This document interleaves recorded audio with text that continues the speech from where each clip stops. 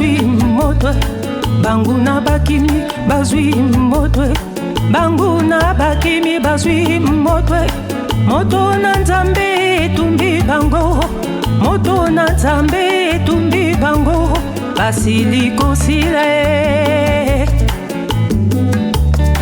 tango ekoki Yesu atelemie baini na ngai nyonso bazwi kizunguzungu bakomi koluka esika ya kobomba moto epelie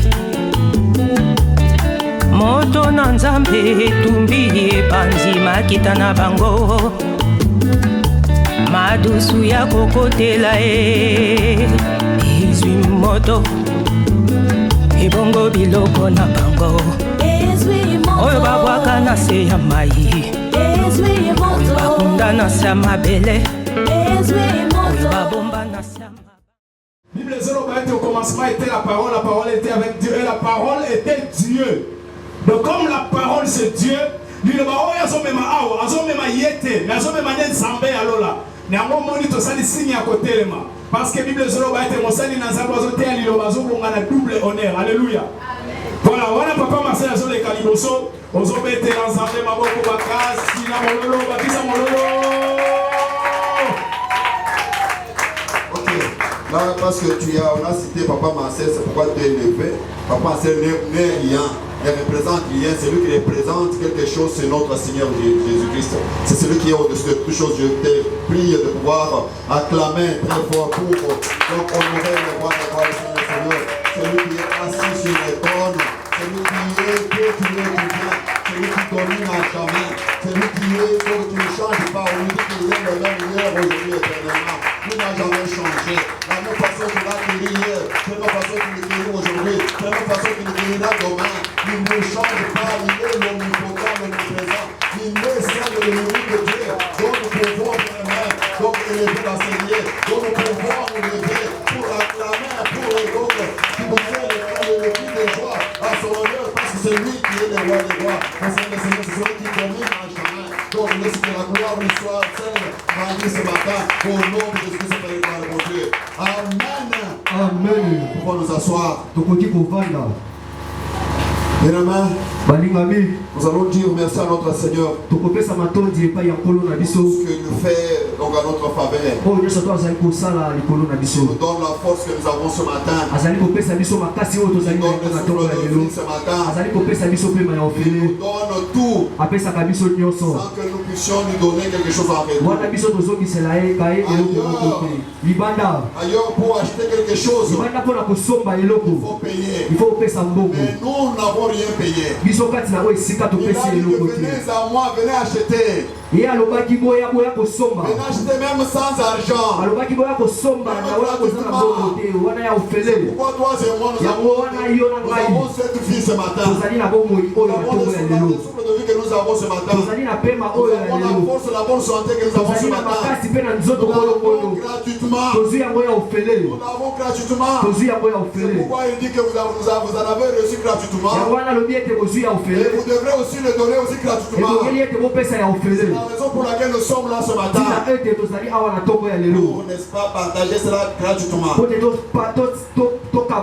Il est l'unique, le seul Dieu. Et moi et toi devons élever et remercier à tout moment. Parce que dans toutes circonstances, il faut le louer. On n'a pas seulement dit que quand on est dans la joie, même quand ça ne va rien, ça ne va pas.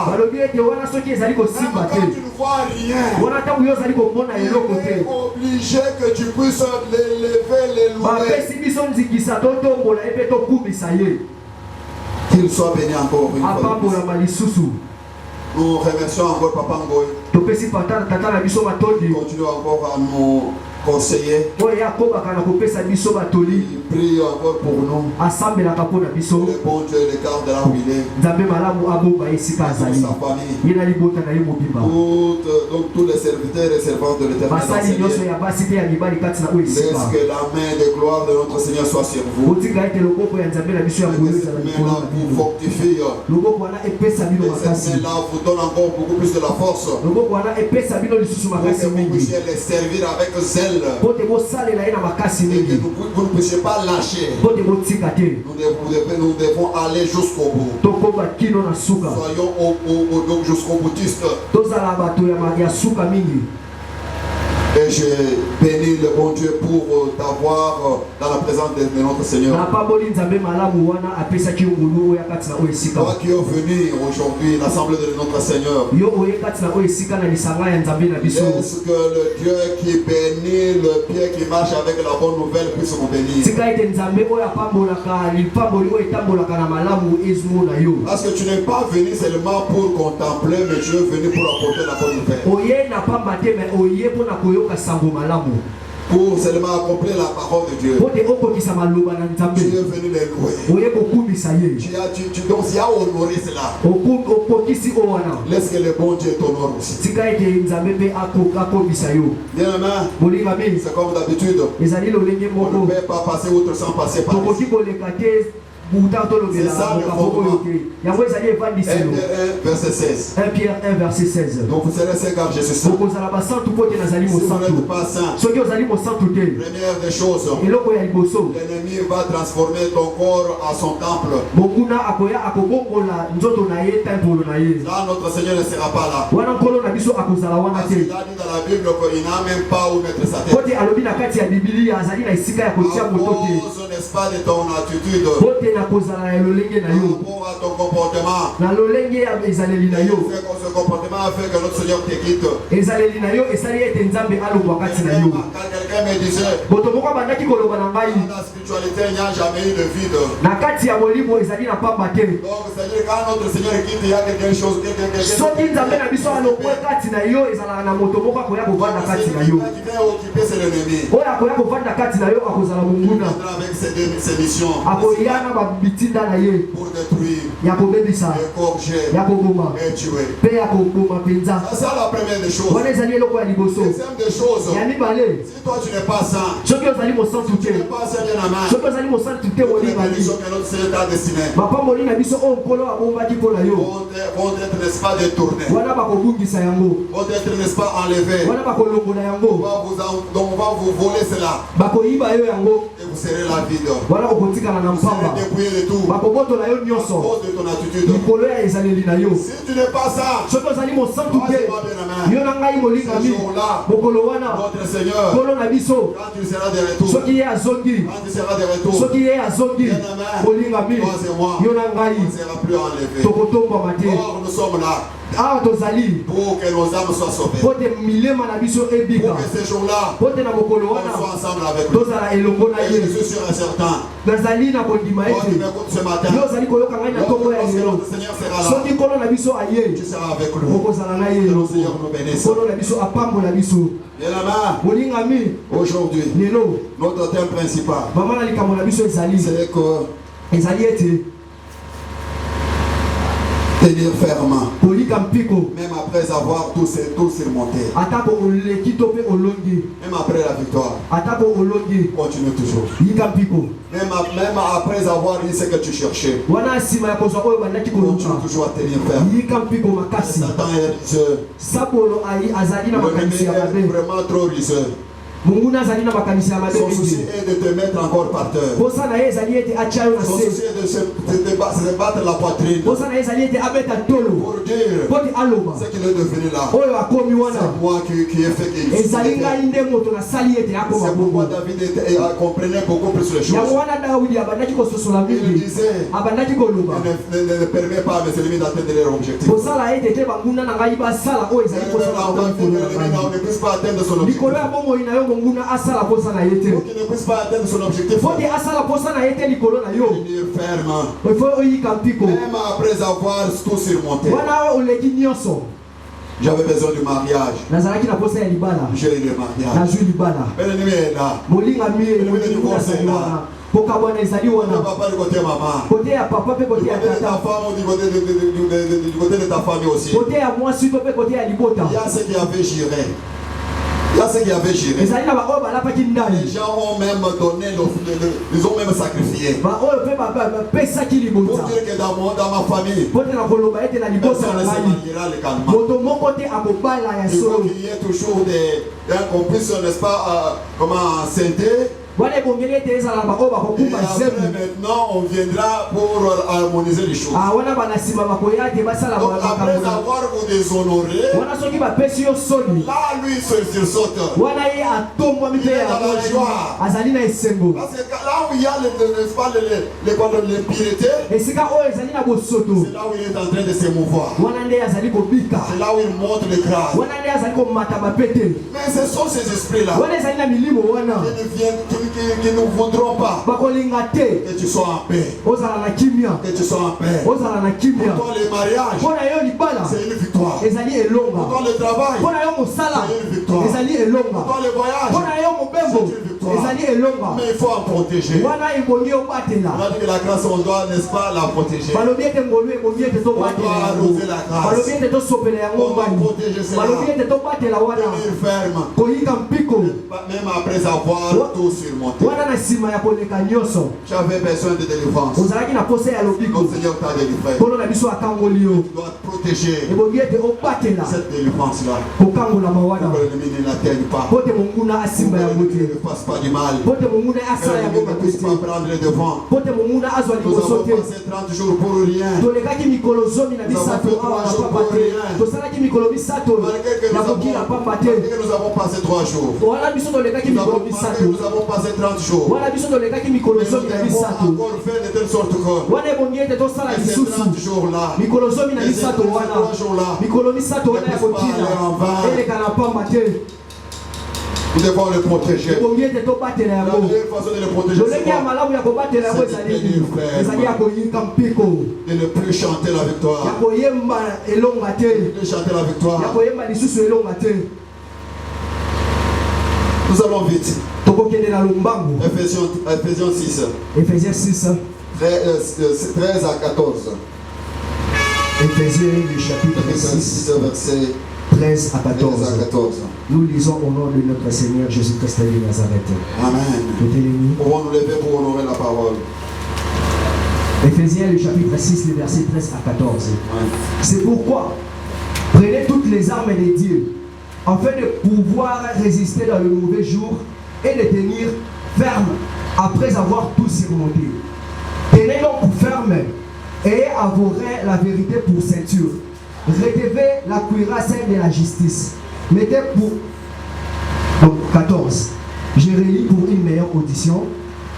C'est pourquoi prenez toutes les armes de Dieu afin de pouvoir résister dans le mauvais jour et de tenir ferme après avoir tout surmonté. Tenez donc ferme. Ayez avoué la vérité pour ceinture. Répétez la cuirasse de la justice. Amen. Amen. Pour nous asseoir. Nous avons tous suivi. Il y a quelque chose que là qui m'est arrivé tout à l'heure là quand on lisait. Mais cette chose-là, c'est aussi une arme aussi redoutable. Une arme aussi redoutable. La sainteté. Jésus qui se disait, je vois le prince des ténèbres. À moi, je n'ai rien de lui. C'est ça une arme. Parce que quand il vient, ne trouve rien de lui. Il est foutu. Il ne peut pas t'atteindre. On réclame que ce que quelqu'un a pour toi. Si tu as ma dette là, je peux venir réclamer. Mais je n'ai pas ta dette. Tu viendras réclamer quoi? Regarde. Bien aimé, si nous avons des dettes, payons ça. Payons ces dettes. Purifions-nous. Répandissons-nous. La Bible nous dit, celui qui garde ses transgressions ne prospère point. Mais celui qui avoue et délaisse obtient miséricorde. Donc la meilleure façon de payer la dette, c'est confesser. et abandonné. Et à ce moment-là, quand tu viendras, tu ne trouveras rien de toi. C'est ça une arme très redoutable, très efficace. Bien, Éphésiens plutôt, c'est, n'est-ce pas, le livre de Paul. Paul nous dit quoi? Dans verset 13. C'est pourquoi prenez toutes les armes de Dieu. Quelles sont ces armes-là? Quelles sont ces armes-là?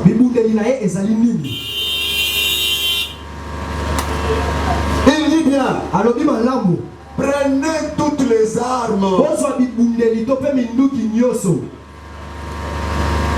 Je continue.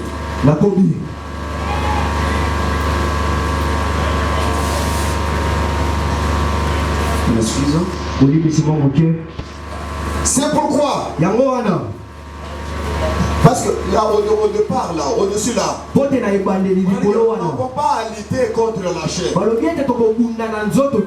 Mais c'est contre le, n'est-ce pas? C'est contre le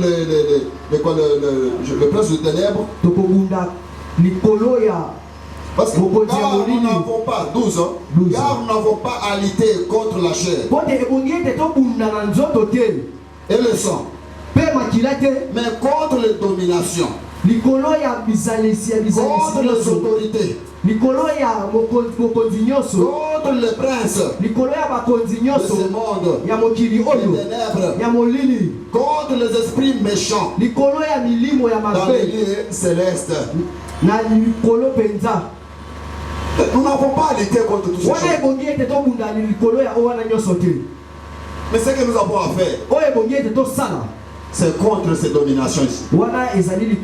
C'est contre ces princes de ténèbres ici. C'est contre, n'est-ce pas, ces esprits méchants dans les lieux célestes. C'est pourquoi. Parce que ce n'est pas, n'est-ce pas, une cœur physique. C'est une cœur spirituelle. C'est un combat spirituel qui nécessite aussi des choses spirituelles. Et lesquelles choses doivent être très bien adaptées. Elles doivent être très bien adaptées. Pas n'importe quelle arme. Pas n'importe quelle arme. Mais une arme, n'est-ce pas, adaptée. Une arme sophistiquée spirituelle. Lorsqu'on a cette arme-là, le fait pour l'ennemi de voir seulement l'arme, il commence à trembler. Donc il venait pour occuper. Il a déjà occupé. Mais il vient et te trouve avec cette arme-là. C'est pourquoi. C'est pas pour rien. C'est pourquoi. C'est pourquoi. Prenez toutes les armes de Dieu. Il y a ceux qui ont recouru aux armes, n'est-ce pas, ancestraux. On leur donne des bagues. On leur donne des bracelets. On leur donne des... Comment? Il y a des mayaka. On leur donne...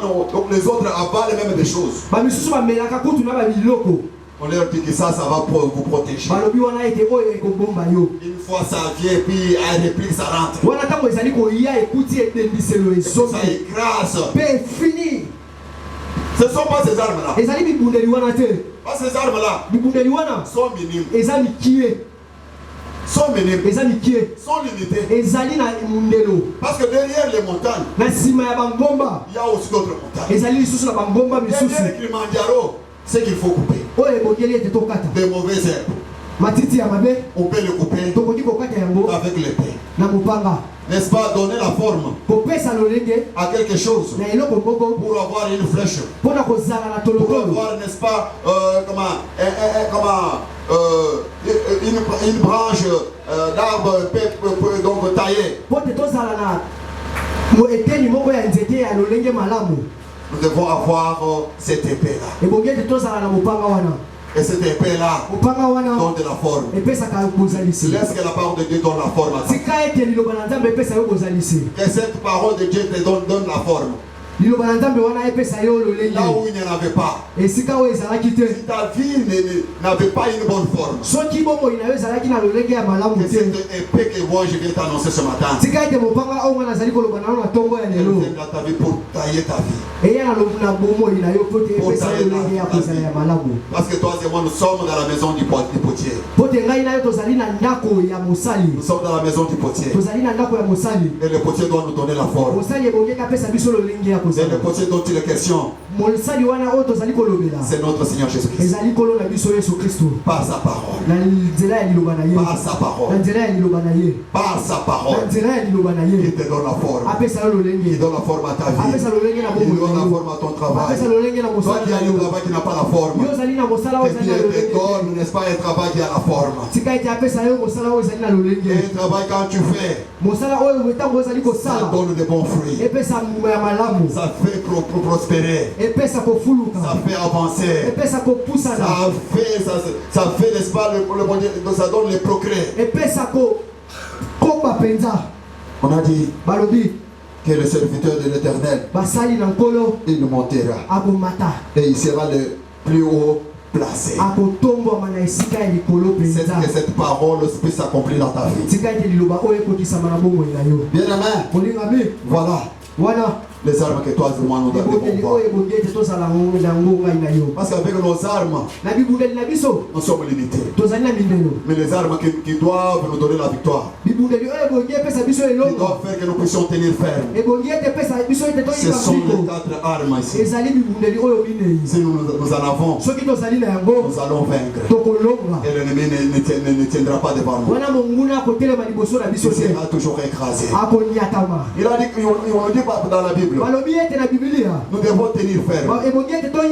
Même après avoir tout surmonté. Mais pour tenir ferme, donc même après avoir tout surmonté, nous devons avoir les armes. Les armes de Dieu. Et ces armes-là pour nous amener à la victoire. Laisse que la victoire de notre Seigneur soit ton partage ce matin.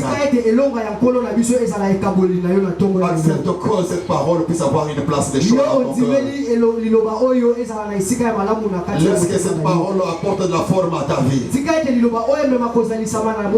Laisse que cette parole, bien-aimée, puisse faire de toi un véritable combattant. Un combattant, c'est qui? C'est celui qui s'exerce même s'il n'y a pas la guerre. Bien-aimé, tu avais l'habitude de te lever la nuit. De prier. Mais tu ne le fais pas encore. L'ennemi t'a affaibli. Lève-toi maintenant. Commence à dire. La Bible déclare. La Bible déclare. Il n'est pas bon que l'homme soit seul. La Bible déclare qu'il n'a jamais créé quelque chose pour rien. Il crée toujours pour un but. Il a fait cette main-là pour un but. Tu dois travailler. Mais celui qui ne travaille pas ne mange non plus. Mais c'est ça la parole. C'est ça la vérité de Dieu. C'est ça une arme que toi tu dois commencer à marcher avec.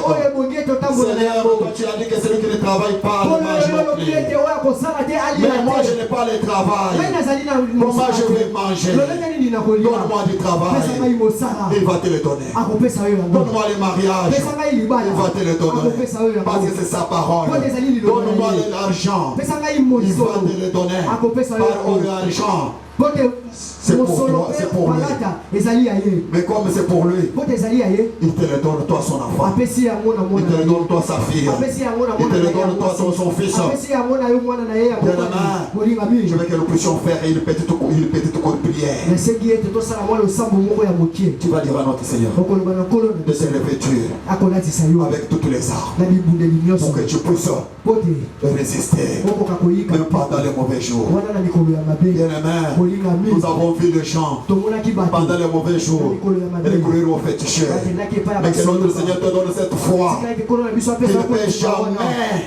qu'il ne peut jamais faire de telle sorte que tu puisses recourir au fétiche. Que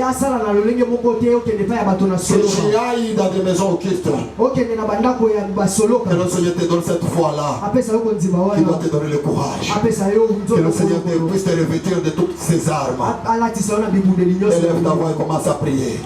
Oh Seigneur Dieu, Père de gloire, le Dieu tout-puissant Seigneur, je veux que tu puisses me revêtir avec toutes les armes, avec toutes les armes, avec toutes les armes, revêtis-moi Seigneur Père de gloire, avec toutes les armes, avec la vérité, avec la vérité, avec la vérité, avec les armes de Dieu, avec les armes Seigneur, Yahweh Seigneur Père de gloire, revêtis-moi avec toutes les armes, Seigneur.